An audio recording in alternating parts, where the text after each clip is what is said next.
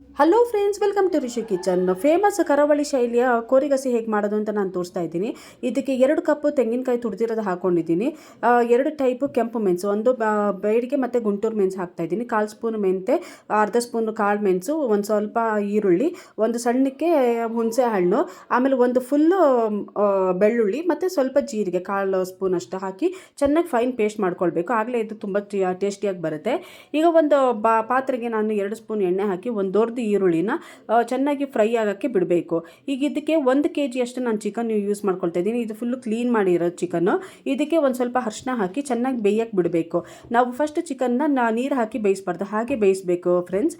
ಆಗ ಅದು ಚೆನ್ನಾಗಿ ಬೆಳ್ಕೊಳ್ಳುತ್ತೆ. ಈಗ ಸ್ವಲ್ಪ ಹೊತ್ತು ಬಿಟ್ಟ ಆಮೇಲೆ ಒಂದು ಸ್ವಲ್ಪ ಉಪ್ಪು ಟೇಸ್ಟಿಗೆ ಎಷ್ಟು ಬೇಕೋ ನಿಮ್ಮ ಟೇಸ್ಟಿಗೆ ಅದು ಉಪ್ಪು ಹಾಕಿ ಚೆನ್ನಾಗಿ ಬೇಯಕ್ಕೆ ಬಿಡಬೇಕು. ಈಗ ಚಿಕನ್ ಅರ್ಧ ಅಂಶ ಚೆನ್ನಾಗಿ ಬೆಂದಿದೆ ಅಲ್ಲ, ಈಗ ಇದಕ್ಕೆ ನಾವೇನು ಪೇಸ್ಟ್ ಮಾಡ್ಕೊಂಡಿರ್ತೀವೋ ಅದನ್ನು ಚೆನ್ನಾಗಿ ಪೇಸ್ಟ್ ಆಗಿರೋದನ್ನು ಹಾಕಿಬಿಟ್ಟು ಕುದಿ ಬರಕ್ಕೆ ಬಿಡಬೇಕು. ನೀರು ಎಷ್ಟು ಬೇಕೋ ಅಷ್ಟು ರಿಕ್ವೈರ್ಮೆಂಟ್ ಇರೋದನ್ನು ಹಾಕಿ.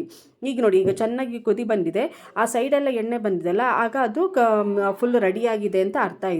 ಇದು ನಿಮಗೆ ರೊಟ್ಟಿ ಮತ್ತು ರೈಸಿಗೆ ತುಂಬ ಟೇಸ್ಟಿಯಾಗಿರುತ್ತೆ. ಕೋರಿಗಸಿ ಫೇಮಸ್ ಫಾರ್ ರೊಟ್ಟಿ. ಹೇಗಿರುತ್ತೆ ಅಂತೇಳಿ ಟೇಸ್ಟ್ ಮಾಡಿ, ಲೈಕ್ ಮಾಡಿ, ಶೇರ್ ಮಾಡಿ, ಸಬ್ಸ್ಕ್ರೈಬ್ ಮಾಡಿ. Thank you.